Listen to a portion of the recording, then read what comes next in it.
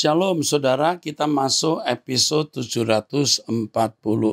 Dari wanita usia 45 tahun sudah menikah, Kupang. Belakangan ini heboh seorang mualaf. Dia membuat konten dengan ingin mencobai Tuhan, menaruh Alkitab di pantat dan menantang Tuhan.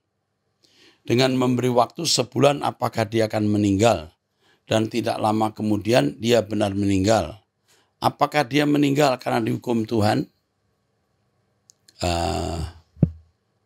Pertanyaan ini tidak bisa saya jawab karena saya tidak tahu secara detail kejadian itu. Apakah benar Alkitab yang dipantatin atau mungkin hanya tas Alkitab saja atau apa? Karena ini menjadi perdebatan yang juga sekilas saya dengar. Lebih baik kita tidak mengomentari hal-hal seperti ini. Seandainya kita lihat ada orang mengentutin Alkitab, kita juga nggak usah komentari, diam saja. Menghina Yesus, diam saja. Ya, kita berapologetika bukan hanya dengan perkataan, tapi dengan perbuatan. Orang mengatai kita kafir, buktikan bahwa kita tidak kafir dengan perbuatan baik. Itu berapologetika yang elegan, dewasa, dan matang. Oke, terima kasih. Jadi kita jangan ya banyak bicara di media sosial yang itu akhirnya tidak memberkati orang. Ya. Kita lihat kok martabat orang, manner perilaku rendah orang lewat perkataannya di media sosial. Dari wanita usia 48 tahun. Salam Pak Eras, terima kasih sudah baca pesan saya. Tetaplah Bapak menjadi panutan buat anak-anak Tuhan yang butuh bimbingan dan pencerahan tentang langit baru, bumi baru. Lewat firman Tuhan saya sendiri, karena mendengar video Bapak di YouTube sehingga saya menjadi bangkit untuk belajar dan lebih dalam mengenal perkenanan Tuhan. Saya mendengar pengajaran Bapak sangat mudah ditangkap dan dapat dipahami kalangan yang terbatas pengetahuannya dalam firman Tuhan. Semangat terus ya Pak, sekalipun saat ini banyak video yang beredar di media sosial untuk menjatuhkan Bapak. Kami menopang dengan doa. Terima kasih karena sudah mendukung kami. Biar nurani orang melihat apakah saya menyampaikan kebenaran atau bukan. Ya. Terima kasih untuk dukungannya. Dari wanita usia 61 tahun ya, tidak menikah di Gading Serpong. Pak Erasto, saya pecinta Truth ID yang saking terkagum sama pengajaran Bapak. Sampai-sampai saya mengikuti hampir seluruh khotbah Bapak dalam bentuk apapun. Maju terus ya Pak, sekalipun banyak ocehan sana sini. Anjing menggonggong, Bapak tetap berlalu. Saya punya masalah yang pelik Pak, mohon bantuan Bapak.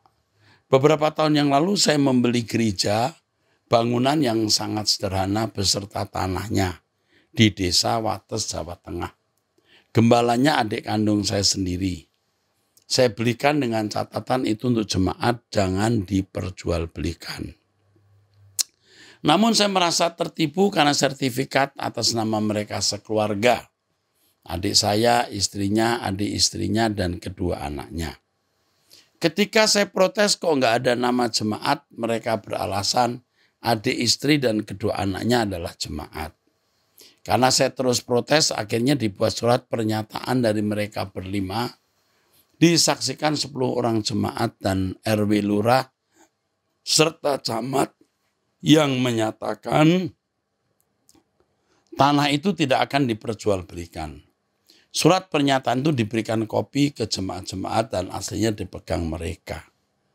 Lalu beberapa tahun yang lalu adik saya meninggal. Sekarang sisa 4 orang ini, saya dengar gereja serta jemaatnya mau dijual dengan harga 1,1 miliar. Oke, sebentar ya, di mana nih? Daerah mana? Yang saya dengar saya dengar juga mau dibeli oleh GSKI Rehoboth. Wah, bagaimana ya Pak? Apakah surat pernyataan tersebut masih digunakan? Apakah benar GSKI Rehoboth mau membeli? Bagaimana nasib jemaatnya? Wah, saya sendiri malah belum dengar. Tetapi kami akan segera menghubungi dan membantu penyelesaiannya. Ya, oke, kami akan membantu ya, dihubungi ya nak. Dari pria usia 16 tahun, wow masih remaja, pelajar Denpasar, Bali. Kali ini saya akan bertanya lagi, apakah berdosa jikalau kita melihat foto lawan jenis? Artis atau bukan di sosmed, tujuannya hanya untuk kesenangan saja. Sama apakah salah kalau mengagumi seorang aktor atau artis karena dia cantik atau ganteng? Saya adalah orang yang selalu memperhatikan hal-hal rohani dan saya tidak mau menyakiti hati Tuhan. Dalam setiap tindakan saya, jadi apakah berdosa Pak? Kamu itu rasanya mau jadi pendeta nanti. Karena pergumulan seperti ini pernah saya miliki waktu muda. Boleh nggak sih sebenarnya lihat wanita cantik atau pria ganteng di foto, waktu itu belum ada media sosial. Boleh nggak sih mengidola bintang film? Cuman saya mau beritahu ya, nanti pada waktunya kamu dewasa, kamu tidak akan mengidola siapa-siapa kecuali Tuhan Yesus. Sekarang kalau kamu belum bisa mengidola Tuhan Yesus secara ekstrim ya, saya tidak bisa paksa. Tetapi mestinya ya, kalau kamu lihat wajah orang ganteng atau cantik ya sudah, jangan dipotret di kepalamu. Oke? Jangan dimasukkan. Lalu sebisa-bisanya kamu juga jangan idola bintang film. Kamu tahu nggak bintang film itu kawin cerai, hidupnya kadang-kadang tidak semua ya, tidak beres ya. Ada yang mengkonsumsi narkoba. Ya. Bagaimana kita mengidola orang-orang seperti itu? Ya kan? Oke, itu saja jawaban Umi Ras ya nak. Dari wanita usia 56 tahun. Pak Eras, untuk lebih meneguhkan pengajaran Pak Eras, di gereja saya ada kesaksian roh astral dibawa ke surga. Di sana ia bertemu dengan Bapak di surga. Seorang pria seperti seorang Bapak. Tuhan Yesus dengan menunjukkan tangan yang berlubang paku dan juga dengan Roh Kudus. Wanita cantik seperti seorang ibu. Karena waktu Pak Eras bermimpi tentang Roh Kudus, seorang wanita seperti istri juga seperti ibu. Ya, tapi di media sosial orang mengatakan seperti istri, ada yang berkata meniduri wanita yaitu Roh Kudus. Jadi di media sosial jadi liar dan penuh fitnah. Memang wanita yang saya jumpai itu seperti istri tapi juga seperti ibu. Lalu saya belai seperti bercumbu begitu. Tidak ditiduri loh, bagaimana? Ditiduri itu di media sosial jahat ya. Malah ada yang berkata Pak Eras mimpi basah loh, itu lebih jorok lagi. Apa maksudnya itu? Ya, tapi ini saya kebetulan ingat ya, jadi saya ngomong. Saya tidak sedang mengaminkan atau menentang kesaksianmu. Saya belum baca penuh. Ini juga baru saya baca. Saya itu spontan baca. Kebetulan saya ingat mimpi saya itu wanita cantik yang menakjubkan sampai kayak menggetarkan gitu. Lalu kok seperti ibuku, seperti istri. Lalu ku cumbu, ku belai gitu. Jadi bukan seperti istri saja, ibu juga. Tapi kalimat ibu rasanya nggak mau didengar orang ya. Tapi karena orang memang mau nggak mau bikin cerita baru ya. Itu sangat meneguhkan saya Pak, bahwa di surga itu sungguh ada Bapak. Ya, betul. Yesus dan Roh Kudus, karena itu kami suka mengatakan Ibu Roh Kudus. Nah ini harus dikoreksi dulu. Apakah Roh Kudus jadi ibu? Ya, nanti kita belajar mengenai monoteisme Allah ya. Tapi kalau itu hanya simbolis boleh ya. mungkin tidak bisa disalahkan kalau hanya simbolis atau figuratif. Saya berdoa agar Pak Eras mendapatkan pewahyuan lebih lagi. Dan satu lagi yang sangat penting Pak, lebih seringlah Pak Eras berdoa dan menyembah dengan bahasa roh saat doa pribadi. 1 Korintus 14 ayat 4a, siapa yang berkata dengan bahasa roh membangun dirinya.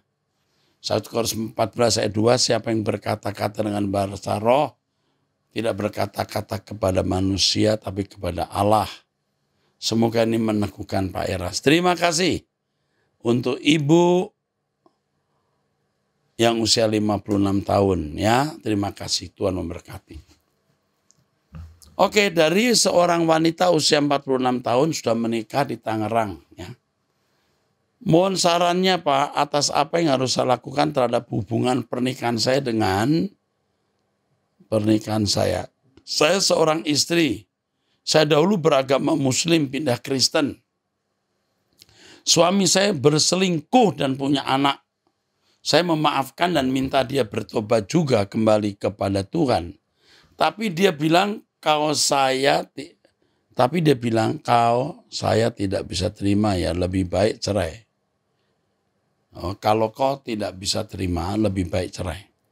Suami saya bilang sudah tidak cinta, sudah muak, sudah tawar dan tidak ada hasratnya. Bahkan keluarga besar suami mendukungnya. Kakak ipar cowok juga sama begitu. Padahal mereka aktif pelayanan dan selalu menekankan firman-firman. Tapi kelakuannya tidak seperti itu. Apa yang harus saya lakukan Pak? Haruskah bercerai? Tapi saya takut Tuhan Pak, bukan takut manusia. Dengan uang mereka membeli jiwa dan iman saudara lain buat pindah Kristen. Masih nggak paham tentang ini dan hukumnya. Saya menyerahkan hidup saya buat Tuhan. Saya putuskan itu. Saya lebih tenang dan damai dalam menara doa. Saya bingung mereka semua adalah orang yang tahu firman. Dan kenapa malah dukung dosa tersebut. Mereka bahkan berani bilang tidak ada dosa kutuk nenek moyang. Sedangkan saya dibilang ada dosa nenek moyang. Aneh banget. Saya nggak bisa mikir jadinya. Mereka mau ya keluarganya kompak. Dilihat orang-orang kenalan mereka. Dan semua puji-puji baik dan rukun kompak semua. Kasihan anak saya tahu bapaknya begini. Mental anak ini saya bingung apa yang harus saya putuskan ya Pak. Saya sangat takut Tuhan. Mereka di gereja A dan sering pelayanan di Cipinang. Saya di gereja B. Dulu nikah di Banjarmasin dengan Bapak Pendeta A. Pak Eras pasti tahu. Oke. Ibu ini perlu dukungan, ya. Ini ibu ini kasihan. Dari Muslim masuk Kristen, tapi suaminya berselingkuh, punya anak. Keluarganya mendukung lagi perbuatan dosa suami itu. Jika ini benar. Wanita seperti ini harus kita dampingi. Kasihan sekali. Oke. Bu, kami mengasihi ibu. Kami mendampingi ibu. Ya, pasti banyak masalah di balik ini yang tidak bisa ibu kemukakan. Oke, kami mengasihi ibu. Ibu masih punya keluarga, ya kami semua. Dari wanita usia 51 tahun sudah menikah di Jakarta Utara. Suami saya edik sama alkohol dan pemarah. Bagaimana mendoakannya? Biar adem orangnya dan tidak bisa komunikasi dengan baik. Selalu dijawab dengan ketus dan nada tinggi. Tapi semua tanggung jawab udah dilakukannya. Cuma karakternya aja yang suka kasar dan ketus. Dan egois tinggi. Sama saya dia nggak komunikasi tapi malah dengan teman-temannya atau orang lain malah suka bicara dan cerita panjang lebar. Kesel kadang saya dengan sifatnya seperti itu. Semua keuangan dia yang pegang. Dan hanya kasih saya secukupnya saja dan tidak pernah terbuka. Dia bukan orang percaya dan masih doa agama lain. Hanya saat tertentu saja. Oh, dia bukan agama Kristen. tapi pergi ke rumah ibadahnya hanya saat tertentu. Oke. Ibu diam. Ibu bicara dia tambah murka. Dia gampang tersulut. Ibu diam. Diam dan diam. Cari Tuhan seperti yang saya sering ajarkan. Doa pagi, mempunyai doa pribadi, mendengarkan khotbah.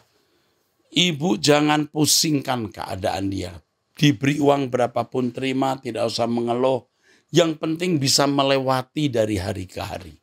Tunggu Tuhan bertindak. Tentu kita tidak mengharapkan suamimu masuk neraka. Tentu ibulah yang harus menyelamatkan dengan perilaku ibu yang baik. Jangan banyak bicara lagi, Bu. Jangan komentari apa-apa, apapun yang dia katakan. Ibu ya dan ya. Tunggu Tuhan bekerja dan bertindak. Oke, amin. Wanita usia 37 tahun sudah menikah di Jakarta. Ini panjang ya dan agak pribadi ya. Mungkin ini harus dibimbing sendiri, nak. Ini ada beberapa kasus yang harus dilayani pribadi ya. Dari wanita laki-laki usia 47 tahun. Salam, kenapa banyak aliran gereja saat ini dengan doktrin dan tafsiran berbeda-beda? Padahal Alkitab cuma satu. Apakah gereja-gereja tidak mengerti konteks 1 Korintus pasal 12? Gereja-gereja itu pasti memiliki penafsiran yang berbeda-beda atas 1 Korintus 12. Atau kalaupun sama, ya, gereja-gereja ini merasa bahwa dirinya yang paling benar. Sebab Alkitab itu memang sangat potensial ya, multitafsir. Dan celakanya tidak sedikit yang merasa diri benar, lalu menganggap orang lain yang tidak sesuai ajarannya itu masuk neraka atau sesat atau bidat. Nah, ini yang membuat gereja terpecah-pecah. Kalau kita jadi orang Kristen yang dewasa, kita harus mencari firman Tuhan dengan baik, berusaha bertemu dengan Tuhan setiap hari, karena hanya dengan demikian kita pasti menemukan penafsiran yang paling tepat. Bertemu Tuhan langsung lewat doa tiap hari. Dan kalau kita melihat orang lain memiliki tafsiran yang berbeda, pola kebaktian yang berbeda, pola organisasi yang berbeda, jangan menilai. Tidak perlu menilai karena kita bukan penilai. Kita bukan majelis ulama Kristen ya yang bisa bikin fatwa ya. Saya kira hanya itu jawaban yang saya bisa berikan. Jadi banyaknya gereja karena banyaknya penafsiran, cara berpikir, perspektif pandang yang berbeda-beda. Yang penting jemaat harus banyak berdoa supaya bisa memiliki kepekaan membedakan pendeta yang benar dan pendeta yang palsu, gereja yang benar dan gereja yang tidak benar. Oke. Dari pria usia 44 tahun menikah di Semarang. Apakah Abam ada grup tanya jawab Alkitab? Siapakah aku dalam Amsal 8:22? Tuhan telah menciptakan aku sebagai permulaan pekerjaannya, sebagai perbuatannya ya, yang pertama-tama dahulu. Ini kalau kita membaca di dalam Amsal 8 ini, memang temanya itu mengenai hikmat. Hikmat itu dipersonifikasi seakan-akan satu sosok. Seakan-akan bernyawa. Tapi sebenarnya ini hanya sebuah kiasan atau figuratif. Ya, hikmat bukan tidak bernyawa, bukan personifikasi. Hikmat itu milik Allah. Nah, itu saja jawaban saya. Jadi hikmat jangan dipahami sebagai bernyawa, lalu diartikan bahwa itu Yesus sebelum jadi manusia. Ini pandangan yang berasumsi. Jadi itu hanya asumsi yang dipaksakan karena Alkitab tidak pernah berkata bahwa Yesus, maksud saya hikmat ini Yesus. Tidak ada ayat itu. Jadi kita tidak boleh membuat ayat sendiri. Dari pria usia 53 tahun menikah di Cimahi. Kapankah Kristus memiliki sifat manusia? Apakah kemanusiaan Yesus ciptaan? Apakah kemanusiaan Yesus juga adalah Allah?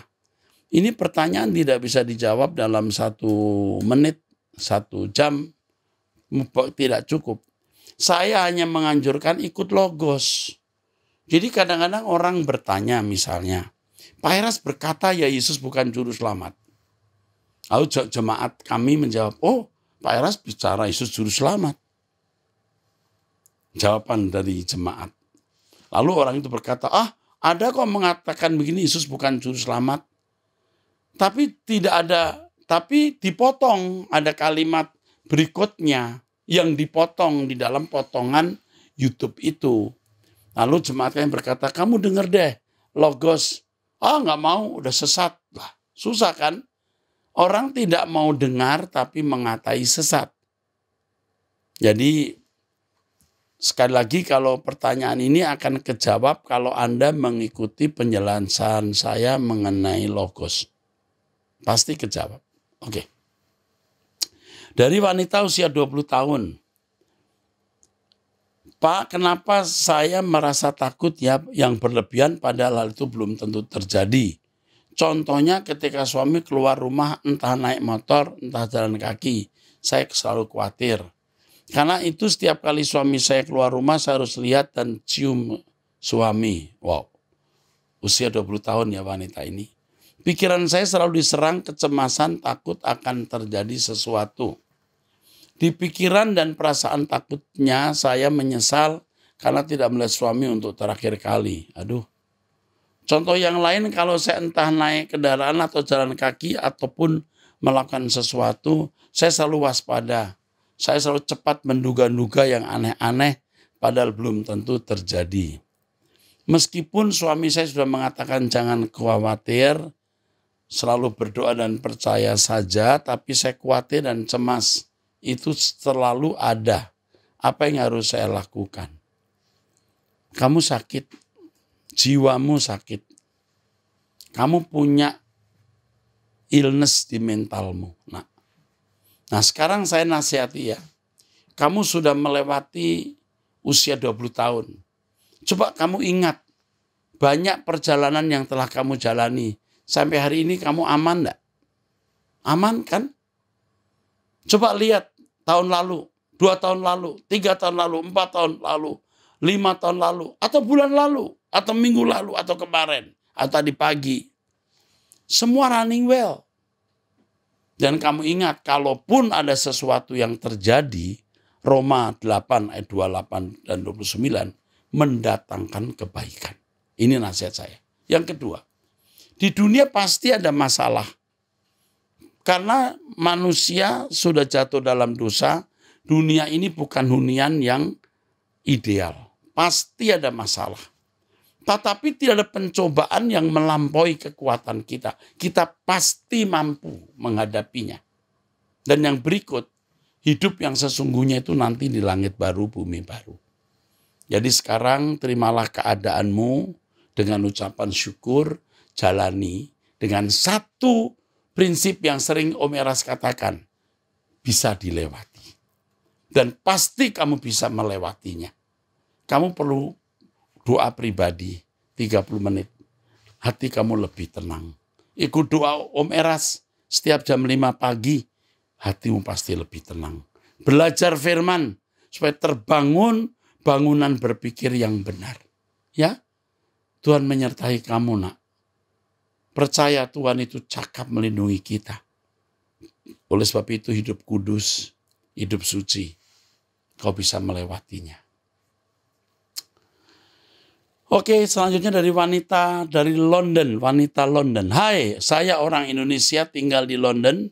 Saya mau tanya Pak Pendeta, apakah setan dapat mendengar perkataan atau doa di hati saya atau hanya yang keluar dari mulut saya? Jawabannya setan tidak bisa membaca hati kita. Tetapi dia bisa membaca gerak-gerik kita lewat sikap, pandangan mata, lewat kelakuan kita. Tapi dia tidak bisa membaca hati kita. Yang bisa mengetahui isi hati kita hanya Tuhan. Itu saja jawabannya. Amin. Dari ini pria atau wanita ya, usia 50 tahun. Pak Era, saya mau bertanya singkat dengan harapan dijawab singkat. Saya mengerti maksud Bapak berkata Yesus bukan juru selamat sejati berdasarkan esensi imanen dari Yesus, aspek insani yang memiliki unsur ilahi. Di aspek ilahinya apakah Yesus